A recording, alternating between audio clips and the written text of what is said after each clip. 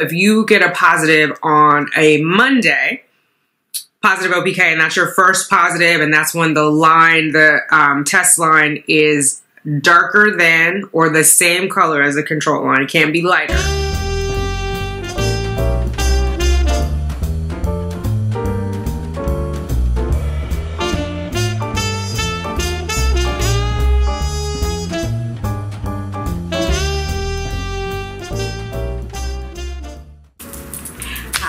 Thanks for clicking on Simply Tanika. I am Tanika. If you are new here, welcome. Hit that subscribe button. Let's hang out a while. If you are returning, welcome back. What's up, fertility fam? We gotta do what?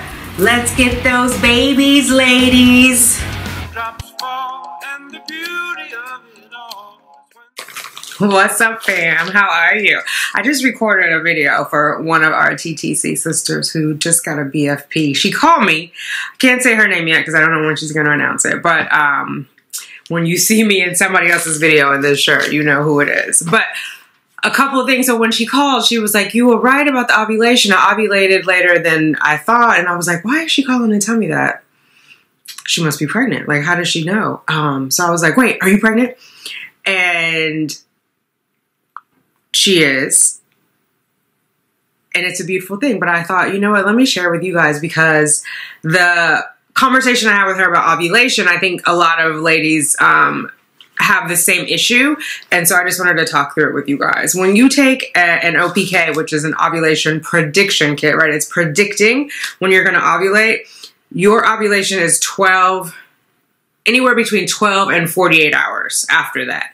And so the day you get the positive OPK is not the day of ovulation. So like if you're using an app and you want to put in positive OPK, you put in that and it should put it 2 days later for your actual ovulation date, just so you have that window. So for example, if you get a positive on a Monday, positive OPK, and that's your first positive, and that's when the line, the test line is darker than or the same color as the control line. It can't be lighter. It's not like a pregnancy test where a line is a line. If you get that positive on a Monday, you would count your ovulation day as Wednesday, because by the time Wednesday ends, you should have ovulated. And so that's what you would put in your apps as your ovulation date. So ovulation is the O that we always refer to in DPO. It's days past ovulation. And so Wednesday is the ovulation date, so that makes Thursday 1 DPO, 1 day past ovulation, DPO. And so you wouldn't really start testing until 7 or 8 DPO. Really, if you like to just pee on a stick, safest time to start is between 10 and 12 days DPO.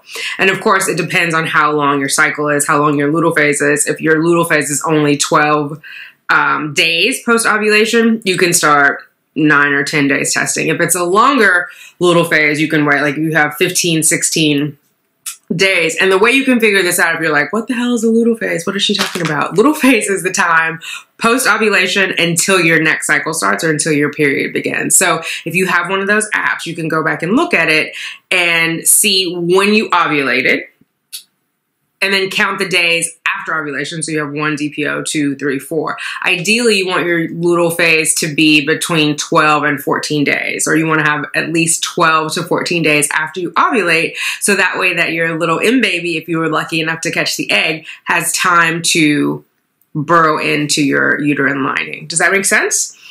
Hopefully that does. The other thing I was talking about with sis is she's taking these progesterone pills, which I took during my IVF. So I have these and they look like that. They're like little white pills. If you've been following me, if you were with me through IVF, you know the pharmacy tried to give me yellow pills and red pills, and the nurse was like, no, which I'm so glad, because if you see it, sometimes they leave a little bit of a residue in your underwear and your panties, and that's the last thing you want to see is pink in your panties when you are trying to be pregnant.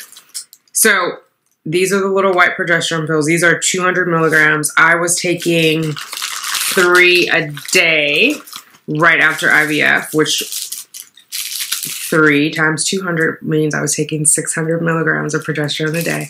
And I used these. So now that I'm rocking these nails, this is important. If you have nails, even if you don't, you may not want to stick your finger in your hoo-ha. And so these little guys, I use them there. And you put the pill in there. Can you see that? It's there on the top. It looks like a little Easter egg. And you have this, and you just insert it in your vagina, and then you push the plunger up. I'm not going to push it because it'll fall on the floor. But there's that, let's see if I can show you. There, you see that in the inside, that plunger, and that pushes that, and you can insert it vaginally that way. So I just thought I would come on and share that in case anybody else, I know a lot of you guys send me emails and DMs and we talk about this, and I was like, you know what, there are probably other people who need this information who haven't reached out to me directly, and I want to share it with you guys so that you guys can call me and say, you were right about ovulation, and then I can say, are you pregnant? And you could say yes. So yeah, let's get those babies, ladies. All right, I'm gonna keep it short and sweet. That's all I wanted to tell you, and I can't wait for her to send out her announcement. But you know who you are, girl. Congratulations, sis. All right, ladies, I will talk to you later. Bye. Baby does to you all.